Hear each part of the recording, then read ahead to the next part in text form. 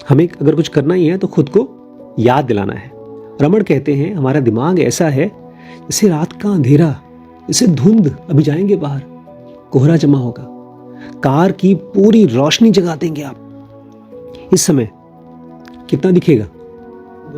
2 feet दूरी, ऐसी पूरा ब्राइटनेस जला दो, मुझे जानना है अपनी प्रॉब्लम का सोल्यूशन, और सामने क्या है? फॉरगेटफुलनेस, कुछ दिखता ही नहीं। और ये बुरी बात नहीं है, ये कोहरा है तो है, अभी सुबह उठेगा कोहरा छट जाएगा, सुबह आएगा।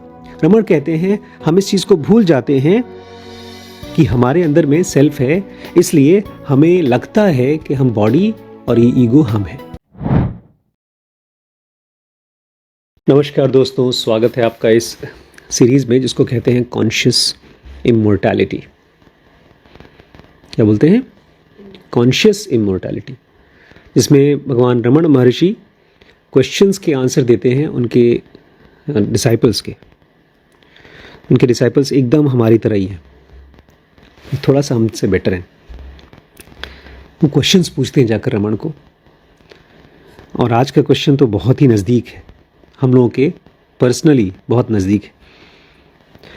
Why is it sometimes I find concentration on the self so easy and other times hopelessly difficult?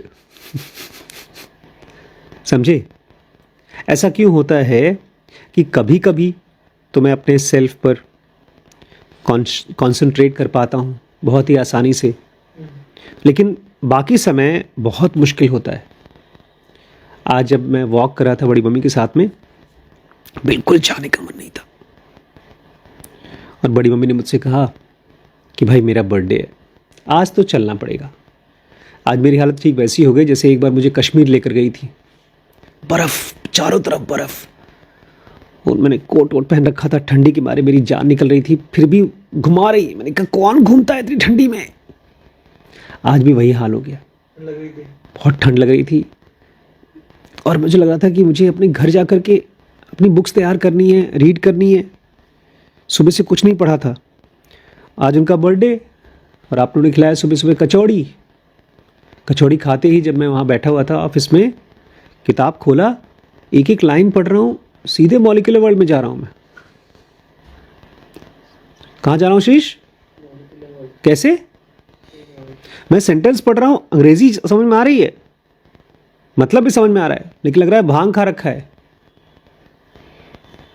और फिर ये भी कर रहा हूँ बीच बीच में, सामने बड़ी मम्मी बैठी थी, उनको पता न चले कि मैं सो रहा हूँ। फिर मुझे पता चला शायद वो भी सो रही हैं, तभी तो नहीं पकड़ पाई मुझको। अच्छा। खैर, लेकिन जब वॉक पे गया तो बीच बीच में मैं अपने सेल्फ के पास जा पा रहा था। जब मुझे बहुत गुस्सा आ रहा था तो मैं अपने आप को ऑब्जर्व कर रहा था। तो मुझसे पूछ रही थी मम्मी, तुम्हें गुस्सा आ रहा है क्या, तुम कुछ बोल नहीं रहे हो? तो मैं देख रहा था, मैं एकदम ध्यान से देख पा रहा था कि गुस्सा एक अंदर में, एक जैसे पानी के अंदर में कहीं कहीं रंग हो, ऐसा गुस्सा दिखाई दे रहा था। पूरे के पूरे पानी में नहीं। मान लीजिए एक ग्लास ऑफ वाटर में आप एक बूंद रंग डाल दो, और पूरा का पूरा पानी रंगीला नहीं हो पाया, ज़रा सा अभी रंग फैला हुआ है। ऐसे ही मेरे मन में गुस्सा था। तो मैंने उनको आंसर क्या दिया गुस्से के बारे में? क्या गुस्सा हूं? मेरा पूरा का पूरा माइंड गुस्सा नहीं हुआ था, गुस्सा हल्का सा आता था फिर चला जाता था। तो मैंने उनको कुछ बोला ही नहीं। मैंने कहा नहीं यार, तुमसे अच्छी बीवी कहाँ मिलेगी जो बर्थडे के दिन खाली इसी बात से खुश है कि वॉक करा दो मुझे। सुबह मैंने उनको कैजुअली बोल दिया, कैजुअली नहीं बोला, मतलब थोड़ा सा प्यार से बोला कि आज तुम्हें क्या खरीदूं गिफ्ट में, कोई ज्वेलरी खरीदूं? तो उन्होंने बोला नहीं कुछ नहीं चाहिए। फिर उनके मन में आया कि मैं ईयरिंग लेना चाहती थी कान के। फिर मैं पहुंचा। मैं आपको ये बता रहा हूं कि मैं कैसे बार बार अपने सेल्फ के पास पहुंच रहा था। फिर जब मैं वॉक करने गया, वॉक कर लिया हमने, हम वापस आ रहे थे, तो बड़ी मम्मी चुप। मेरे मन में थॉट आया। कौन सा थॉट? कि इनको ज्वेलरी खरीदना होगा। मैंने कहा चल के देखें क्या ज्वेलरी, कान के ईयरिंग्स। उन्होंने कहा ठीक है चलो देख के आते हैं। वो भी शायद वेट ही कर रही होंगी, वो खुद नहीं चाहती थी कि वो बोले चलो, मुझे पुश नहीं करना चाहती थी। फिर हम लोग गए कल्याण ज्वेलर्स में, देखा बहुत महंगे थे, बहुत ही महंगे। वहाँ से हट के फिर हम गाड़ी से बाहर निकल के आ गए। अब मेरा मन क्या, इतना पैसा वेस्ट क्यों करना, ज्वेलरी तो पैसे वैसे भी वेस्ट ऑफ मनी होती है। फिर से मैंने बोला बड़ी मम्मी को, तो अमित ज्वेलर्स के यहाँ चलें क्या? तो उन्होंने कहा चलो देख के आते हैं। इस बीच में बच्चे केक लेकर आए थे वहाँ पर सुबह सुबह, तो मैंने कहा एक काम करते हैं, बच्चे को फ़ोन कर दो, वेट ना करें, काफ़ी लेट हो गया है, हम लोग केक कल काट लेंगे, फिर जाते हैं ज्वेलरी देखने के लिए। फिर गए अमित ज्वेलर्स के यहाँ, और वहाँ पर भी पूरे टाइम मैं चुप था, ऑब्जर्व कर रहा था, और वो जो गुस्सा मेरे मन में था वो सिकुड़ के ऑलमोस्ट ज़ीरो हो गया। इसकी एक और वजह थी, जब मैं कल्याण ज्वेलर्स में था वहाँ पर मैं एम्प्लॉय को ध्यान से देख रहा था, उसके शोरूम को बड़े ध्यान से देख रहा था। तब तक से मुझे याद आया कि अरे मैं तो यूट्यूबर हूँ, कहीं भी जाऊँ तो फुटेज तो लाना चाहिए। देखिए थोड़ा सा मैंने फुटेज भी लिया उसका, बहुत अच्छा फुटेज लिया।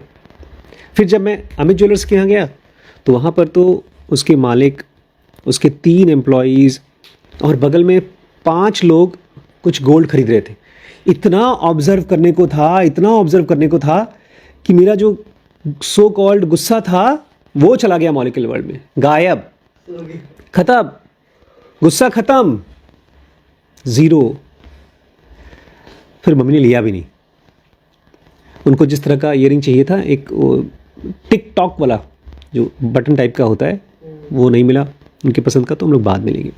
बट इस पूरी केस में मैं आपको क्या बता रहा हूँ, ऑब्जर्वेशन बहुत मुश्किल होता है बहुत बार, और ख़ास तौर से जब हम बहुत परेशान होते हैं।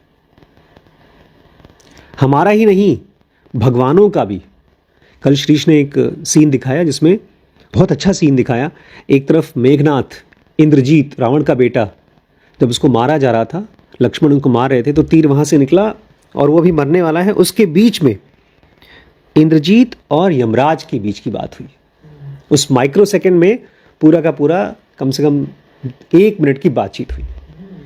यमराज बोल रहे हैं तुम बहुत अच्छे बेटे हो, और वो फिर बोलते हैं हाँ बहुत दिनों से मैंने कभी आज तक आराम नहीं किया, अब आराम करने का टाइम है, वगैरह वगैरह करके वो ही एक्सेप्टेड द डेथ। हम अपनी डेथ को एक्सेप्ट नहीं कर पाते। मतलब हम जब बहुत परेशान होते हैं तो हम लड़ते हैं, और उस लड़ने में अपने सेल्फ के पास नहीं पहुंच पाते। दूसरे सीन में श्रीश ने दिखाया कि कैसे हनुमान जी बेचारे कंफ्यूज थे, तो जामवंत उनको बहुत प्यार से काउंसिल करते हैं और याद दिलाते हैं कि सेल्फ के पास जाओ। और फिर एक इतना वो दिखाया है, सिविल लोग थे, सिविलाइज्ड पीपल, कि इंद्रजीत को जब मारा तो भगवान राम हनुमान जी से कहते हैं कि इसकी डेड बॉडी को पहुंचा के आओ रावण के पास। और रावण जब अपने बेटे को ले जा रहा था तो हनुमान जी को बोलता है अब मार दो तुम मुझे, अभी टाइम है, मार दो। तो उन्होंने कहा नहीं राजन, इस समय शोक करने का समय है, युद्ध करने का नहीं, युद्ध कल करेंगे। उसने कहा कल तो तुम लोग अब बचोगे नहीं। उसने सब बहुत, और फिर उसने स्ट्रैटेजी खेलना शुरू किया हनुमान जी के साथ में कि तुम तो बहुत अच्छे हो, तो मेरे साथ मेरी तरफ आओ, राम को हराएंगे। कहने का मतलब ये है कि हम अपने मन के अंदर में ऑब्जर्व नहीं कर पाते। यही क्वेश्चन है, why it is sometimes very difficult to go, hopelessly difficult. इतना मुश्किल होता है कि हमको लगता है पॉसिबल ही नहीं है सेल्फ के पास जाना, और कभी कभी बहुत आसान होता है। आपके हिसाब से क्या कारण है कि हम लोग कभी कभी तो बड़े अवेयर हो जाते हैं? क्योंकि मैं दोनों शॉप में बैठा बड़ा ध्यान से देख रहा था मैं अपने आप को, और बीच में एक टाइम तो ऐसा आया जब एकदम स्पेस बन गया। वहाँ पर शीशा था और मैं खुद को देख रहा था, और अचानक से कुछ सेकंड के लिए कोई थॉट नहीं, एम्प्टी स्पेस। तो ऐसा क्यों होता है? कभी कभी हम लोग अपने सेल्फ के पास पहुँच पाते हैं, कभी कभी नहीं पहुँच पाते, होपलेसली डिफिकल्ट हो जाता है। क्या कारण हो सकता है? कौन सी रुकावट है हमारे सेल्फ ऑब्जर्वेशन में? बेचारा श्रीश इस समय उस बुलडोजर से लड़ाई कर रहा है, सेल्फ ऑब्जर्वेशन के बुलडोजर से। हाँ, तो श्रीश अगर इन्वॉल्व्ड है, वहां जाना चाहता है, तो ऑब्जर्व क्यों नहीं कर पा रहा है अपनी परेशानी को? इसका आंसर बहुत क्लियर है, ज़ेनोगा में दिया गया है, वही रमण महर्षि भी देते हैं, सेम आंसर। इनफैक्ट वर्ड भी वही यूज करते हैं, सेम वर्ड। बताऊं? Because of vasanas. सारे प्रेफरेंसेस, वो सारी चीजें जो हम करना पसंद करते हैं या नापसंद करते हैं। पिछले हफ्ते मैंने ज़ेनोगा पर्सनल सेशन में एक बहुत ही कमाल का मजाक किया। मैंने कहा देखो आप सब मेरे ज़ेनोगी हैं, करीब 12 ज़ेनोगी थे उसमें, नहीं 8 ज़ेनोगीज थे, और मैंने कहा मैं आपका ज़ेनोगा मास्टर हूँ, तो अब तो ऐसा करना चाहिए कि मैं अपनी एक मूर्ति बना के आपको भेज देता हूँ फ़ोटो, और आप सब उसकी आरती करो, और आप सब लोग भगवा कपड़े पहन करके मेरी पूजा पाठ करो। सब हंसने लगे। और मैंने वो कहाँ से एग्जाम्पल दिया, मेरे मन में एग्जाम्पल कहाँ से आया? यही होता है। 31 तारीख को जब न्यू ईयर चल रहा था, तो मेरा old friend, so called x friend, अब तो फ्रेंड नहीं है, मंगेश गोडके, जो फिलहाल वो दादाश्री जी हैं, वो ऐसे बैठे हुए थे और आंख बंद करके सोफे पर, और सब उनकी आरती गा रहे थे, लिटरली आरती गा रहे थे। तो वो क्यों आरती गवा रहे हैं, मैं क्यों नहीं गवा रहा हूं? Because of वासनास। हम दोनों ही उस गुरु के पास गए थे जहां पर वो गुरुजी अपनी आरती गवाते थे। वो उनकी एक बड़ी फोटो होती थी, खूब बड़ी, इस दरवाजे से बड़ी, दीवार पे वो चिपका देते थे, और उस फोटो को वो लोग फोटो नहीं बोलते थे, वो बोलते थे श्री भगवान स्वयं हैं, ये उनकी श्री मूर्ति है, और अगर आप ध्यान से देखेंगे तो भगवान आपको इसी मूर्ति में से मिलेंगे और आशीर्वाद देंगे।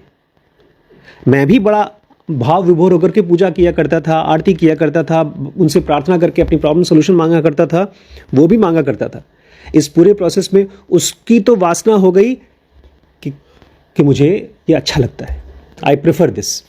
मेरी वासना हो गई कि यूजलेस है। तो रमण कहते हैं इट इज़ बिकॉज ऑफ वासना। आप सेल्फ के पास कभी कभी पहुंच पाते हैं, कभी कभी नहीं पहुंच पाते हैं। क्यों? बिकॉज ऑफ वासनाज। श्रीश का example, very good example. Shrish 100% जाना चाहता है। अगर श्रीश के स्कूल की फीस जहां पर ज्वाइन करना चाहता है, अगर उसकी फीस यहां के बराबर होती तो कल ही चला जाता। ये वासना है जाने की, प्रेफरेंस है जाने का। अब उसको दिख रहा है आसपास के लोगों की वासना नहीं है कि वो जाए, भाई पैसे ज़्यादा लगेंगे, पैसे बर्बाद होंगे, सो कॉल्ड। तो इन दोनों वासनाओं के बीच में लड़ाई हो रही है।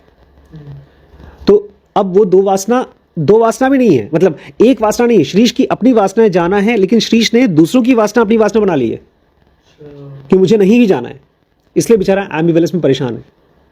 मैं तो आपकी जगह था एक बार, पिताजी ने मुझे साफ साफ बोल दिया था किसी गुरु फुरु के घर नहीं जाना।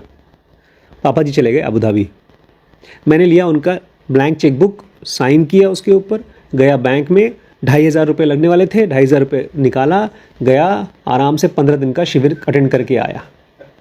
गए भाड़ में, पिताजी गए भाड़ में। वो मेरी वासना थी, मैंने पूरी कर ली। आपने मेरी वासना को भी अपनी वासना बना लिया। अरे पापा को नहीं पसंद है कि मैं जाऊं, मम्मी का पैसा बर्बाद होगा, इसलिए आप परेशान हैं। समझे? अगर एक वासना हो कि मुझे जाना है, तब तो कोई दिक्कत नहीं। जैसे आज उस बच्चे का, आज बड़ी मम्मी ने अपनी फ्रेंड के बच्चे के बारे में सुना, वो अपने बर्थडे पर क्या लिया, मम्मी ने बेचारे ने 50,000 का ईयरिंग नहीं खरीदा, महंगा लग रहा है, और उसने 1.5 लाख का प्लैटिनम की अंगूठी और प्लैटिनम की पता नहीं क्या चीज़ खरीद ली। मेरी माँ का पैसा, मेरा पैसा। ये है पावर ऑफ सिंगल वासना।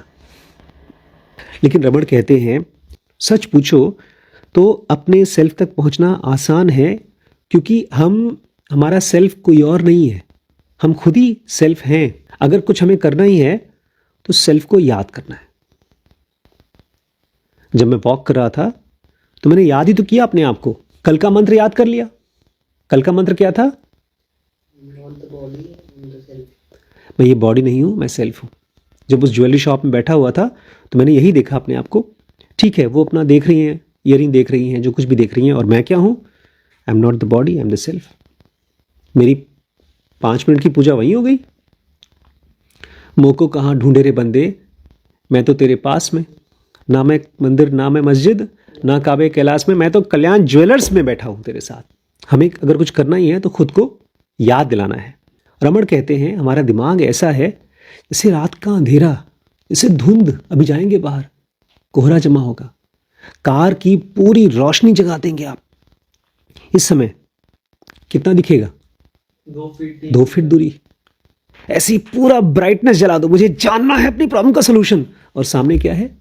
कुछ नहीं। फॉरगेटफुलनेस, कुछ दिखता ही नहीं। और ये बुरी बात नहीं है, ये कोहरा है तो है, अभी सुबह उठेगा कोहरा छट जाएगा, सुबह आएगा। रमण कहते हैं हम इस चीज को भूल जाते हैं कि हमारे अंदर में सेल्फ है, इसलिए हमें लगता है कि हम बॉडी और ये ईगो हम है। मैंने एक नई चीज डिस्कवर की है। कल मैंने केस स्टडी पढ़ा मैगी का। पता है मैगी मोनोपोली है, क्विक नूडल्स की इंडस्ट्री में एक मोनोपोली है। मोनोपोली समझते हैं? सिर्फ वही 65, जबकि अभी कुछ साल पहले क्या हुआ था मैगी के साथ? लेड 15 दिन के लिए पूरा का पूरा मार्केट से मैगी को हटा दिया गया था। जो 70% मार्केट शेयर था वो जीरो हो गया था और फिर वापस आ गया। तो कैसे मैगी ने इंडिया के घर घर में, अब लोग ये नहीं बोलते मुझे नूडल्स चाहिए, नूडल्स लोग खाना है, मैगी अलग से खाना है। ऐसा क्यों हुआ? इसकी एक केस स्टडी देखिएगा आप। थिंक स्कूल में केस स्टडी पढ़ा, बड़ा मजेदार हुआ। मैं आपको बता रहा हूं फॉरगेटफुलनेस के बारे में, कि कैसे हमारा माइंड फॉरगेटफुल होता है। मेरे पास 2 कैमरे, मतलब 2 मोबाइल है, और जैसा कि मैं आप लोगों की तरह ही हूँ, आप लोगों का पापा हूँ तो आप लोगों की तरह होगा, तो मैं एक पे तो चालू कर देता हूँ अपना वीडियो, वो जो केस स्टडी पढ़ना है, और दूसरे से करता हूँ सर्फ। यहाँ से पढ़ाई करता हूँ कुछ इंपॉर्टेंट चीज़, इससे वीडियो चलता रहता है। तो अपना कान में क्या चलता है? Case study. और इसमें से हम क्या करते हैं? कुछ भी इंस्टाग्राम वगैरह जो भी करना हो। भाई 2 स्क्रीन भगवान ने दिया है और 2 आंखें दी हैं, तो ये तो करना बनता है। फिर एक पॉइंट के बाद बड़ा इंपॉर्टेंट पॉइंट था जो इसने बताया, कुछ मैं यहाँ देख रहा था, मैंने कहा अरे क्या बताया? फिर मैंने उसको खोला, बैक किया, जैसे ही बैक किया इस पे देखना शुरू किया दूसरे इंस्टाग्राम पे, फिर वो पॉइंट आगे चला गया। फिर मैंने कहा अरे ये क्या बोला बे? इस तरह से मैंने 4 बार उसको बैक किया, एंड गेस व्हाट, चारों बार नहीं पकड़ पाया मैं। माइंड का फॉरगेटफुलनेस एक बहुत स्ट्रांग रिफ्लेक्स है, जैसे एक सिगरेट का रिफ्लेक्स होता है। अभी हम पढ़ेंगे, कहाँ है वो देना, एमआई। एक आदमी ने सिगरेट पीना छोड़ा, बहुत powerful, becoming a non smoker की रियल स्टोरी सुनिए। जब बच्चों ने फोन किया कि पापा हमको लेने आ जाओ, तो वो आदमी अपनी कार में कूद के बैठा और गया उनको लेने के लिए। और जब वो पहुंचा उनके स्कूल के पास बच्चों को लेने के लिए, बहुत जोरों से आंधी और तूफान और बारिश हो रही थी, और तब तक वो वेट कर रहा था कि बच्चे अभी आने वाले हैं। फिर उसको सिगरेट की तलब लगी, तो अपने पॉकेट में खोजा, अंडर सीट के नीचे खोजा, ग्लव्स कंपार्टमेंट में खोजा, नो सिगरेट्स, सिगरेट है ही नहीं। तब तक से उसको लगा यार बगल में तो दुकान है, 2 मिनट में जाके लेके आ जाता हूँ। तब तक से उसने देखा ऊपर शीशे में, रेयर व्यू मिरर में, पीछे बच्चे लाइब्रेरी में से निकल के आ रहे हैं, लेकिन रोक नहीं पाया अपने आप को। एक्सीलेटर दबाया, आगे दुकान के पास पहुंचा और अपने आप को बता दिया कि यार इससे पहले कि वो भीगे, मैं जाऊंगा फटाफट गाड़ी पार्क करूंगा, सिगरेट खरीदूंगा और वापस आ जाऊंगा, उनको भीगने का मौका नहीं दूंगा। और जैसे ही उसका वाइपर चला, उसने कहा मैं क्या कर रहा हूं? मैं वो आदमी हूं जो अपने बच्चों को यहां भीगा हुआ छोड़ करके एक नशे की चीज लेने जा रहा हूं। ये अपने आप को उसने बताया। उसके बाद से उसने कभी स्मोक नहीं किया। कौन सी चीज आपके अंदर के अंधेरे को तोड़ सकती है आप नहीं जानते, बट कोई ना कोई चीज है जो उसको तोड़ सकती है। फॉरगेटफुलनेस एक बड़ा सा अंधेरे का पत्थर है मन के अंदर, और इसको तोड़ने वाली चीज क्या है? किस चीज से आप उसको तोड़ेंगे? ये सेंटेंस मैं पहले पढ़ चुका हूं। रमण कहते हैं all we have to do is to remember, स्मरण। दीदी का नाम क्या है? सिमरन। सिमरन का मतलब स्मरण, रिमेंबर। फॉरगेटफुलनेस का एंटीडोट क्या है? रिमेंबर। रमण कहते हैं अगर आपके अंदर में विल पावर और डिजायर, अपने आप को याद करने की विल पावर और डिजायर मजबूत है, तो आपकी वासनाओं को आप ओवरकम कर लेंगे, उसको ओवर पावर कर लेंगे। There must be great battle going on inwardly all the time until self is realised. मतलब अंदर लड़ाई चल रही है, चलनी चाहिए, हल्की फुल्की नहीं, अंदर में खूब बड़ी लड़ाई चलनी चाहिए 24 घंटे, अगर आप सेल्फ को रियलाइज करना चाहते हो। इसको जिनोगा में किस नाम से पुकारा गया है बताओ? अंदर की लड़ाई को जिनोगा में किस नाम से पुकारा गया है? टेम्पेस्ट। टेम्पेस्ट उनकी सबसे मिस्टिकल नॉवेल का नाम है, शेक्सपियर की। विप्रह शब्द यूज किया गया है। विप्रह मतलब the sage who is stirred within, जो अंदर में अभी श्रीश जो 2 दिन से है वो स्टर्ड विद इन है, उसका टेम्पेस्ट चल रहा है। अभी अचानक से अगर आपकी लाइफ में कोई बड़ी चीज हो जाए, जैसे आप गए गांव, या आपका हो जाए ब्रेकअप, या आपको किसी वजह से कोई नॉर्मल रूटीन टूट जाए, तो आपके अंदर में टेम्पेस्ट चलना शुरू हो जाएगा। एक लाइफ है जो चल रही है और एक लाइफ है अंदर की जो डिस्टर्ब हो गई है। ये कह रहे हैं आपको कॉन्शियसली खुद को डिस्टर्ब करना होगा। जब तक आपका सेल्फ आपको रियलाइज नहीं हो जाता, अंदर में लड़ाई चलती रहनी चाहिए। यही लड़ाई के बारे में किताबों में कहा गया था जब मंथन हो रहा था, समुद्र मंथन। एक तरफ देवता, एक तरफ असुर मंथन कर रहे हैं। वो मंथन समुद्र का मंथन नहीं है, वो आपके मन का मंथन चल रहा है। जब हम स्क्रिप्चर्स को सुनते थे, एक तरफ असुर हैं महाभारत में जो कि हमारे बुरे विचार हैं, और देवताज हैं वो जो हमारे एलिवेटिंग थॉट्स हैं। देखिए, मैं इस वीडियो को देख रहा हूं कि अच्छा कैसे मार्केटिंग किया मैगी वालों ने। तब तक से बगल में एक दूसरा, और मैं भी कोई ऐसी वैसी चीज नहीं सर्व करता हूं, इंस्टाग्राम नहीं चलाता हूं मैं। पता है क्या करता हूं दूसरे फोन से? गेस करिए, रात को जब मैं एक वीडियो देख रहा हूं, कोई मार्केट केस स्टडी देख रहा हूं, तो दूसरे फोन से क्या देखता हूं? व्हाट्सएप नहीं देखता ना, मैं बुक्स सर्व करता हूं, कौन सी बुक्स खरीदी है। दोनों आई सेंटर का काम। और तब तक से कुछ मैं समझ रहा हूं, एक पॉइंट के बाद मैं भूल गया, तो मेरा एक थॉट ये भी बताता है कि मैं भूल गया। एक थॉट यहां पर है जो माइंड में बिजी है, तो जो माइंड कहीं बिजी है वो तो हो गया असुर, और जो माइंड ये बताता है अरे तुम भूल गए, वो हो गया देवता। समझ पा रहे हो? तो क्यों ऐसा होता है कि कभी कभी हम अपने सेल्फ को पकड़ पाते हैं, कभी कभी नहीं? Because of वासनास।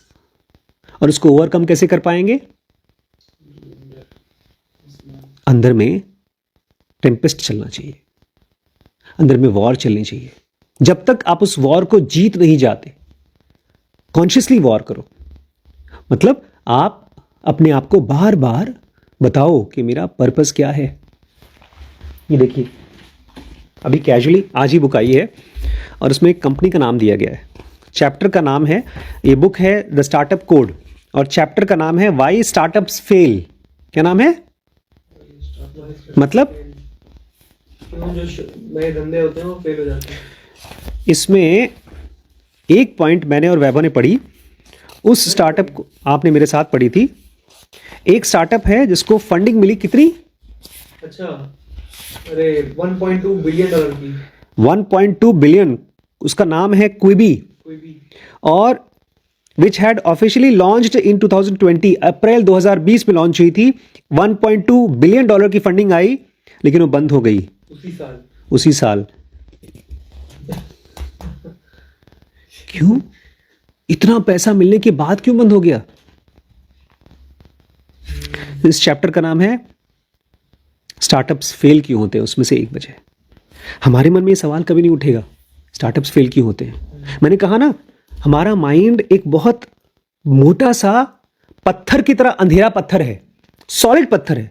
अपने आप में अंधेरा बहुत कॉन्फिडेंट होता है, उसको सब पता है क्या जानना है, उसको नहाना धोना पता है, खाना खाना पता है, आज सेलिब्रेट करना है वो पता है, कोई मेरे बारे में अच्छा बोल रहा है वो पता है, कोई मेरी बुराई कर रहा है वो पता है। जब इतना सब पता ही है तो और सब क्या जानने की जरूरत है? एमआई जानने की जरूरत क्या है? स्टार्टअप के बारे में जानने की जरूरत क्या है? कुछ और जानने की जरूरत ही नहीं है।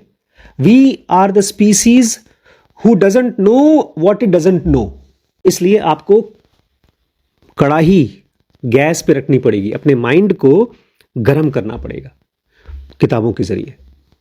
जब आप एक किताब खोलते हैं, मैंने सुबह सुबह आपकी कचौड़ी के बाद किताब खोला, गैस पे रखा और गैस गर्म ही नहीं हो रहा था। एक बुक जब आप पढ़ते हैं उस समय आपका माइंड के न्यूरॉन्स चमकते हैं, अगर आप उसको पढ़ के समझ पा रहे हैं। और अगर आप पढ़ रहे हैं और समझ में नहीं आ रहा है तो क्या हो रहा है? आपकी कढ़ाई गर्म नहीं हो रही है। ये बुक का पर्पस यही है कि आप याद दिला सकें अपने आप को कुछ कुछ। शीर्ष, नॉलेज कोई बिल्डिंग या कोई पर्सन नहीं देगा। नॉलेज देगा जब आप का रिलेशनशिप बुक्स के साथ में बहुत गहरा हो जाए।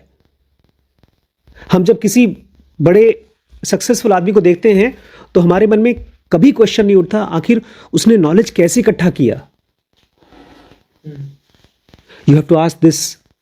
याद दिलाना होगा बार बार, क्योंकि सेल्फ तक नहीं जाना, फॉरगेटफुलनेस ऑटोमेटिक है, बहुत स्ट्रांग है, 24 घंटे है। इसलिए रमण कहते हैं, इसलिए हिंदुओं के जितने भी देवता हैं सब वॉरियर्स हैं।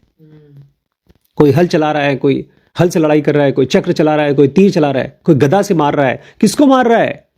असुर बाहर नहीं है, अंदर की फॉरगेटफुलनेस बड़ी मजेदार होती है। फॉरगेटफुलनेस। कल हम लोग वहां प्लॉट पे खड़े थे तो वो आया एक, कौन, हाँ शोभित आया प्लॉट पे। हमने कल गड्ढा खुदवाया थोड़ा सा। शोभित बोलता है हमको तो अनुज भैया बोल रहे थे यहां से लेकर वहां तक पूरी प्लॉट है, जितनी प्लॉट है अपनी उससे 4 गुना बता दिया कि वहां तक है। अच्छा। अब भाई अनुज को जो समझ में आया होगा बता दिया। तब अचानक से सुधीर को याद आया कि हम, मतलब सुधीर, आशीष और एक लड़का और 4 लोग गए थे वहाँ। जीसी मिश्रा जी डॉक्टर हैं, उनके घर के पास। वहाँ पर बात चल रही थी किसके पास कितनी प्रॉपर्टी है। तो उस लड़के ने पूछा सुधीर से, यार तुम कोई प्रॉपर्टी वॉपर्टी क्यों नहीं खरीदते, प्लॉट क्यों नहीं खरीदते?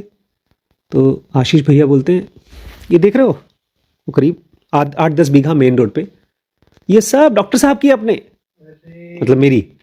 वो आदमी बोला क्या? और इसी झूठी क्या में सब खुश हो गए, हंस रहे थे। सुधीर भी हंस रहे थे, आशीष भी हंस रहे थे, बड़े खुश हो गए, खुश हो गए एकदम। झूठ अगर खुशी देता है तो वो भी खुशी हम लेने को तैयार हैं, मिले तो खुशी। हमारा माइंड बस उसको प्लेजर मिले। इसलिए कृष्णमूर्ति बोला करते थे ग्रेटिफिकेशन से बचो। बचपन में भैया बताया करते थे, एक फैमिली जिनके परिवार से बच्चा इस समय गांव का प्रधान है, उनका बहुत बड़ा बिजनेस है। उनके पास कम से कम 100 टैंकर्स हैं गांव में। उनका घर होगा कम से कम 20,000 स्क्वायर फीट में घर बना होगा आज से 30 साल पहले। हमारे पास अपना कोई घर नहीं, और उनके घर में 2 कमरों में टीवी है। करोड़पति लोग। और हमारे भाई साहब कजन बोलते हैं तुम्हारे घर में कितना टीवी है? 2 टीवी है। हमारे घर में पता है कितने टीवी है? कोई टीवी था नहीं। इलाहाबाद में हमारे चाचा के घर टीवी है, बम्बई में हमारे फूफा के घर टीवी है, गांव में तो खैर टीवी नहीं। ऐसे पूरे कम से कम 4 टीवी गिना दिया। अब वो बेचारा शर्मिंदा हो रहा है कि हमारे 20,000 स्क्वायर फीट में हमारे पास 2 ही टीवी है और हम बहुत गरीब लोग हैं, इनके घर में खाने को नहीं, लेकिन इनके पास 4-4 टीवी है। कितने अमीर लोग हैं। झूठ अपने आप में किसी को कुछ भी खुशी दिला दे, हम उसी से बड़े खुश हैं। घर चित्राया हुआ है पूरा, एकदम टीवी केबल नहीं है। इसलिए रमण कहते हैं there must be great battle going on inwardly, बाहर नहीं, अंदर में महान ग्रेट बैटल चलती रहनी चाहिए, महाभारत चलती रहनी चाहिए 24 घंटे। कब तक? जब तक कि हम सेल्फ को रियलाइज ना कर लें। इससे फर्क नहीं पड़ता है कि आप कितने सक्सेसफुल हो गए, वो कंपैरिजन चलता रहेगा। दूसरों के साथ कंपैरिजन होगा, आप दुखी होंगे। वो दुख आपको याद दिलाना चाहिए कि अरे मैं क्या भूल गया, सेल्फ को भूल गया। भूल गया। और फिर याद दिलाइए, I am not the body, I am the self. Actually हमारी प्रॉब्लम है कोई सिचुएशन नहीं, हमारी लो लेवल ऑफ अवेयरनेस। जब हम किसी प्रॉब्लम में फंसते हैं तो हमारे थॉट्स ओवर प्रोडक्शन में चले जाते हैं, बहुत थॉट्स चलते हैं और हमारे इमोशंस भी नेगेटिव हो जाते हैं। इसकी वजह से हमारा कॉन्शियसनेस गिर जाता है। जैसे एक हवाई जहाज हवा में उड़ रहा है, लेकिन जब वो गिरने लगता है तो उसकी स्पीड कम हो जाती है। ऐसे ही जब हमारी अवेयरनेस गिर जाती है तो हम कितना भी सोचें, सोल्यूशन नहीं दिखता। और सोल्यूशन थॉट्स में नहीं है, सोल्यूशन है कॉन्शियसनेस में, जब आपकी कॉन्शियसनेस बढ़ती है। और मैंने ये चीज़ देखा है, कॉन्शियसनेस का सोर्स है वेरी पैशनेटली स्टडीड बुक्स। जब तक आपके अंदर में मेडिटेशन नहीं हो पा रहा है, आप शांत नहीं हो पा रहे हो, किसी बंदे ने अपने घर में बैठ करके एक किताब को लिखा है और उस किताब को लिखने में उसको शांत होकर के हाई कॉन्शियसनेस से वर्ड्स निकाले हैं, उसको पोर किए हैं। आज मैं जर्नी ऑफ सोल्स पढ़ रहा था, ये चैप्टर थोड़ा मुश्किल है जहां पर मैं पहुंचा, इसमें केस स्टडी चल रही है। अब उसको पढ़ के नींद आ रही तो पकड़ ही नहीं पा रहा हूं मैं। इसलिए आपको भी थोड़ा सा कॉन्शियसनेस को बढ़ाना पड़ेगा, तब जाकर के आप उस वर्ड को पकड़ पाएंगे। तो उस वर्ड को पकड़ने के लिए आपकी कॉन्शियसनेस बढ़ेगी, उसके बाद जब उस वर्ड को पकड़कर समझेंगे तो आपकी कॉन्शियसनेस बढ़ेगी। आज मैं इसलिए खुश हो गया बिकॉज मैथ्स के जरिए, मैं जब खेल रहा था मैथ्स के जरिए, तो मेरी कॉन्शियसनेस बढ़ रही थी। खेल ही चल रहा था वो, लेकिन वो कॉन्शियसनेस बढ़ा रहा था।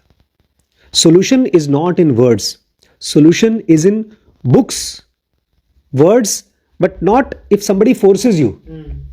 आज मैं वॉक कर रहा था तो एक बच्चा, कल भी और आज भी, पता नहीं वो आदमी उसका चाचा है कि उसका कोच है, पता नहीं कौन है, और तेज भाग, और तेज भाग, और ऐसे भाग रहा है जैसे प्रेग्नेंट है वो लड़का। मुझे चाहिए। और सामने दो उसने लगा दिया, हाँ हाँ हाँ, और सामने उसने दो गोल पोस्ट रखा, बोला गोल के अंदर मार और यहां से दरवाजे तक बॉल मारना है। उसने फट करके मारा, बॉल उधर चली गई, पता नहीं किसको नहीं, और थक गए। ऐसे अगर कोई आपको पढ़ाता है तब तो भैया उससे दूर ही रहिए, नहीं तो और डिस्गस्ट हो जाएगा आपका किताबों के प्रति, नॉलेज के प्रति। बड़े बड़े शहरों में पैसा है, सो कॉल्ड नॉलेज भी है, लेकिन वो नॉलेज आपकी अवेयरनेस को उठाता नहीं है। इसलिए लोग डिप्रेशन में जाते हैं। और वहीं गांव में एक गरीब आदमी भगवान की वजह से या किसी स्क्रिप्चर की वजह से उसका अगर अवेयरनेस बढ़ गया तो एनलाइटमेंट हो जाता है। वो याद दिलाता है अपने आप को बार बार। यही श्रीश ने पढ़ा था नानक के बारे में। रात को 2-3 बजे नानक सो नहीं रहे, क्या होता है श्रीश? आती है, उनसे बोलती है सो जाओ। फिर वो क्या बोलते हैं? बाहर एक चिड़िया जय करी होती है तो कहते हैं जब वो अपने पिया को याद करके नहीं सो रहा है तो मैं कैसे सो सकता हूँ।